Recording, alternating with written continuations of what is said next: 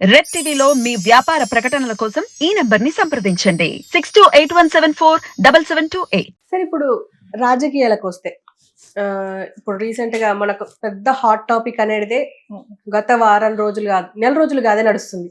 TDP Janasena కూటమి already fix అయిపోయింది. BJP రావాలి. బీజేపీ నిన్నటితోని ఫిక్స్ అయిపోయింది. ఎన్డీఏ కూటమిలో ఇప్పుడు జనసేనతో పాటు టీడీపీ కూడా ఉంది. కానీ ఈ టీడీపీ జనసేన ఈ బీజేపీని రేవంత్ రెడ్డి విమర్శించారు. ఏంటి అంటే ఇదొక ఎన్డీఏ అనేదే ఒక అతుకుల బొంత అని చెప్పేసి అన్నారు. దీనికి మీరేమంటారు? నిజంగా అతుకుల బొంతనేనా? అతుకుల బొంతనే భాష వాడేది తప్పితే నలుగురు కలిసి చేసింది ఎన్డీఏ అంటున్నారు వాళ్ళు. అందరూ కలిసి ముందుకు సాగుదాం అని చెప్పి చేతులు కలుపుకోవడం అనేది అతుకుల బొంతనే అతని యొక్క పర్స్పెక్టివ్లో అన్నాడు. కానీ ఐ డోంట్ థింక్ సో. అతుకుల బొంత ఉంది, ఎవరన్నా కలవచ్చు. ఆ కలవటం వెనకాల ఉన్న అంతరార్థం ఏంటంటే డెఫినెట్గా కాంగ్రెస్ని సెంట్రల్లో రానివ్వకుండా జాతపాతాలకు నొక్కేశారు. ఆల్రెడీ కాంగ్రెస్ పడిపోయింది. చాలా చాలా ఎడారిలో ఒక పెద్ద మంచినీళ్ళు బావిలాగా వచ్చింది ఏంటంటే కర్ణాటక అండ్ తెలంగాణ. ఇతను తెలుగుదేశమే, అందులో కలిసిపోయిన తెలుగుదేశం వాళ్ళ శిష్యుడే రేవంత్ రెడ్డి. అంచేత ఇది పొలిటికల్గా కొన్ని కొన్ని వాళ్ళు ప్రొసీజర్గా వాడాలి, లేకపోతే వాళ్ళకి మనుగడ ఉండదు. రేవంత్ రెడ్డి మొన్నే పెద్దన్న అన్నాడు కదా ఆయన్ని, ఎందుకంటే వాళ్ళ దగ్గర నుంచి బడ్జెట్ రావాలని. ఇప్పుడు వెంటనే దాన్ని ఏమంటారంటే Revanth Reddy is nothing but BJP and ఆయన శిష్యుడు అని చెప్పేసి వాళ్ళకి ఫిట్టింగ్ పెట్టి హైకమాండ్ కాంగ్రెస్కి అనుమానం వచ్చే లెవెల్ చేస్తారు. అది జరగదు. ఎందుకంటే వాళ్ళు ఇక్కడ అసలు ఊహించలేదు. వాళ్ళే స్టేట్ సెపరేషన్ ఇచ్చినా కేసీఆర్ మోసం చేయడంతో కేసీఆర్ పోయాడు ఇక్కడ. ఓకే, మళ్ళీ కాంగ్రెస్ రావడానికి దోహదపడిన ఫ్యాక్టర్లు ఏంటంటే పెద్ద నోరున్న రేవంత్ రెడ్డి, నిజంగా కూడా కాంగ్రెస్ ఇక్కడ గెలవడం అనేది కరెక్ట్. ఎందుకంటే they only gave state separation, లేకపోతే ఈ జన్మకి జరగదు అది. మరి సెపరేట్ స్టేట్ ఇచ్చిన ఘనతనే వాళ్ళని నొక్కేసి కుతంత్రంగా పరిపాలన సాగించిన కేసీఆర్ పడిపోయాడు. ఇప్పుడు కాకపోతే రేపని తెలిసిపోయింది. ఓకే, ప్లస్ అతనికి ఉన్న ఫ్యామిలీ అహంభావం తలకెక్కిపోయింది. ఇవన్నీ ఫ్యాక్టర్లు కలిసి కాంగ్రెస్ వచ్చింది. ఈ కాంగ్రెస్ను కాపాడుతూ ఇతని యొక్క దీన్ని పైకి తీసుకెళ్లాలంటే Revanth Reddy has to criticise Modi. So అతుకుల బొంతో ఏదో అనక తప్పదు. అందులో పెద్ద పసలేదు. కానీ ప్రస్తుతానికి ఈ రెండు స్టేట్లలో అతని యొక్క హవా జరుగుతుంది. కర్ణాటకలో శివకుమార్ డిప్యూటీ చీఫ్ మినిస్టర్, ఇక్కడ వచ్చి ఈయన, వీళ్ళిద్దరు హవా జరుగుతుంది కాబట్టి వాళ్ళకి వేరే గతి లేదు. కానీ ఇప్పుడు మళ్ళా సీన్ మారుతుంది.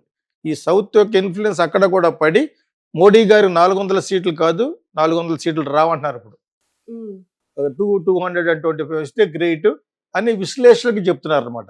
ఈ భయంతో వాళ్ళు పొత్తులు పెట్టుకున్నారు. ఇప్పుడు మోడీ గారితో పొత్తులు పెట్టుకోవడం వలన, బీజేపీతో పెట్టుకోవడం వలన బీజేపీకి ఉపయోగం సదరన్ స్టేట్లో.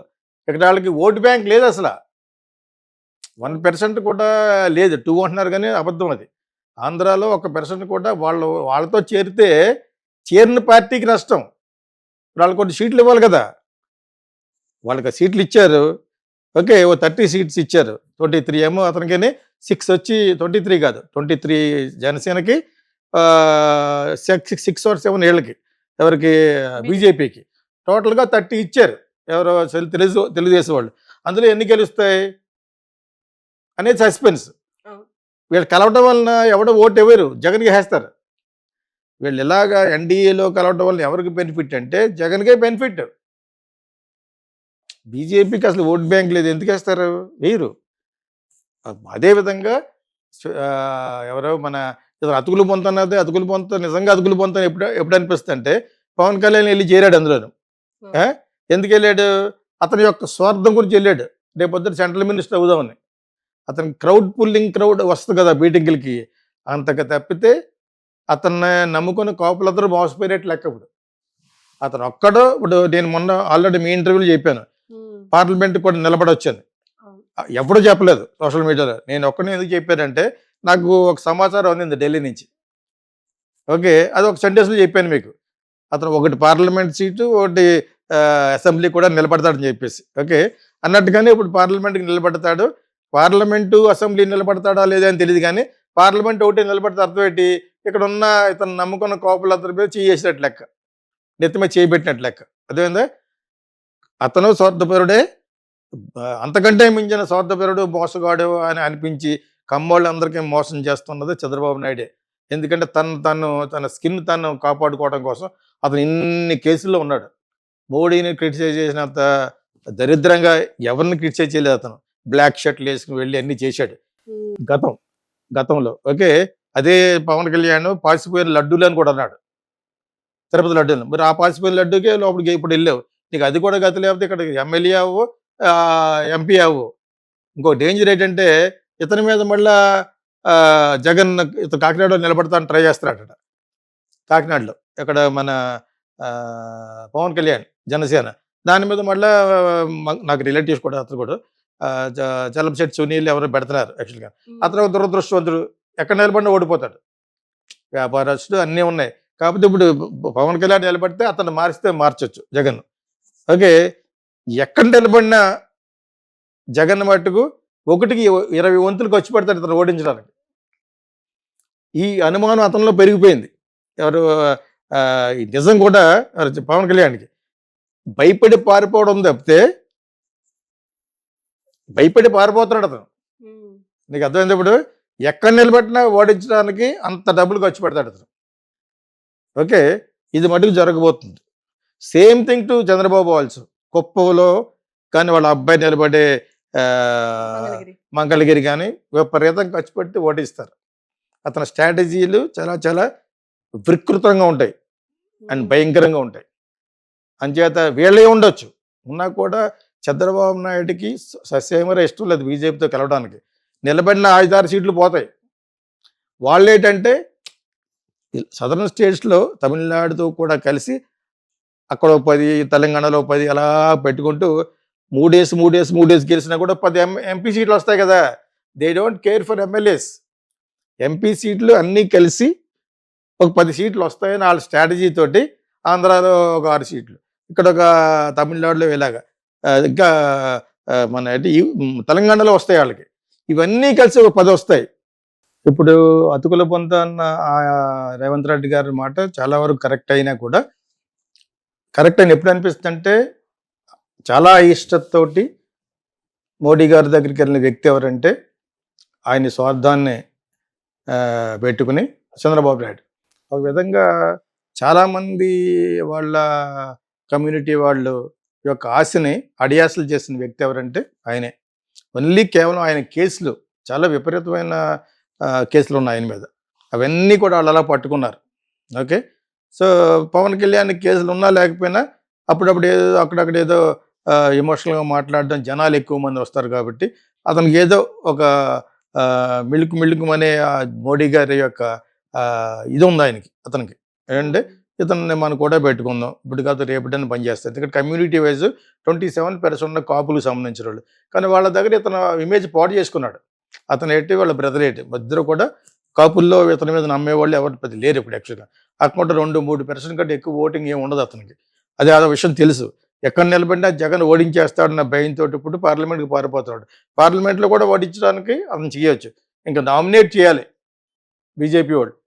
ఆ నమ్మకం కూడా అతనికి ఉంది. ఎందుకంటే ఇప్పుడు కాబట్టి రేపటికైనా రిపేర్ చేయొచ్చు, కాపులకి మీద ఇతని మీద కాపులకి ప్రేమ కలిగేటట్టుగా చేయొచ్చు అని ఏదో నమ్మకం ఉంది. ఎందుకు కమ్యూనిటీ వైజ్ చాలా పెద్ద కమ్యూనిటీ అది, కదా అతనికి లేదు.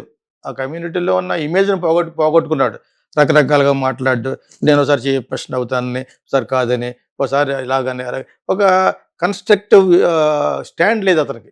And that is because of the less education లేదు అతనికి. ఏదో 4-5 డైలాగులు చెప్పేస్తే విద్వత్ ఉన్నట్టు కాదు. ఆ ఏదో త్రివిక్రమ్ శ్రీనివాస్ రాసిన ఏదో చెప్తూ ఉంటాడు, ఆ డైలాగులు, ఆ బ్రాహ్మణులు అసలు 2-3 పుస్తకాల గురించి చెప్తూ ఉంటాడు. That is not politics. Politics అంటే you must know everything about the ground realities, about the voters and your party. So డెఫినెట్గా కాపులకు ఉన్న అభిప్రాయం ఈడ ఎప్పుడు కాకపోతే రేపైనా అందరూ కలిపేసాడు అలా అన్నయ్యలాగా అనేది జరుగుతుంది. ఇప్పుడు బీజేపీలో కలిసిపోయినట్టు లెక్క అతను. ఎందుకంటే అతని పార్టీకి అసలు ఓట్లు లేవు, సీట్లు లేవు. ఓకే, అది అతను పక్కన పెడితే అతను కలిస్తే అంతా కలవకపోతే, కలిస్తే వీళ్ళిద్దరూ కలవడం వల్ల ఎంతమంది కలిసినా ఉపయోగపడేది బీజేపీకి. వాళ్ళు వేసిన మాస్టర్ ప్లాన్ ఇది. వాళ్ళు రానిచ్చే ఢిల్లీ తీసుకెళ్ళి 3 రోజులు అక్కడ వెయిట్ చేయించి మొత్తానికి వాళ్ళ యొక్క వాల్యూని అలా పెంచుకుని కలవడం వల్ల వచ్చే నష్టం ఎవరికంటే వీళ్ళకే. జనసేనకి ఎలాగా ఓట్లు లేవు, చంద్రబాబు నాయుడుకి పడి ఆ వచ్చే సీట్లో కూడా 5-6 పోయేట్లు లెక్క. బీజేపీకి ఎవరు వేస్తారు? బీజేపీతో నువ్వు కలిసినంత మాత్రాన నీకు 100% గ్యారంటీగా నీకు వేస్తారని నమ్మకం ఏంటి? సో ఇక్కడ బలపడేది ఎవరు మళ్ళా ఫైనల్గాను? శర్మిలాని పక్కన పెడితేనే అదొక స్ట్రాటజీ. శర్మిలాకి మళ్ళీ హెల్ప్ చేయమని రేవంత్ రెడ్డిని ఆంధ్ర వెళ్ళి సభ పెట్టడం వల్ల అది it's going to B utter flop. Revanth Reddy నువ్వు అక్కడికి వెళ్ళిపోతే నీకు జనాలు వచ్చేసి వేసి అంత సీన్ లేదు రేవంత్ రెడ్డికి. ఇక్కడ నువ్వు ఎలక్ట్ అయ్యావు, ఇక్కడ నువ్వు కాపాడుకో. Save your skin, get a good name. Don't try to get a very good name and like KCR వేసేటటువంటి వేషాలు ఆంధ్ర వెళ్ళి. ఆంధ్ర వాళ్ళందరూ నన్నే కోరుకుంటాడు. ఎవరు కోరుకుంటున్నాడు? నువ్వు అనుకున్నా కోరుకుంటాడని ఎవడు కోరుకుంటలేదు. అసలు ఆంధ్రాన్ని సెపరేట్ చేసి కొంపటి పెట్టింది నువ్వే అని they are all angry on you. ఇతను వెళ్ళి కాంగ్రెస్కి నువ్వు ఓటు వేసినంత మాత్రాన్ని శర్మిలాని ఆకాశంగా ఎత్తే సీన్ లేదు. ఆంధ్ర వాళ్ళు are very difficult, they know everything. So ఆ విధంగా మాట్లాడితే రేవంత్ రెడ్డికి వెళ్ళినా it's going to be biggest flop. పక్కన పెట్టండి, నేను అన్నీ చెప్పేస్తాను మీకు కొంచెం ఓకేనా.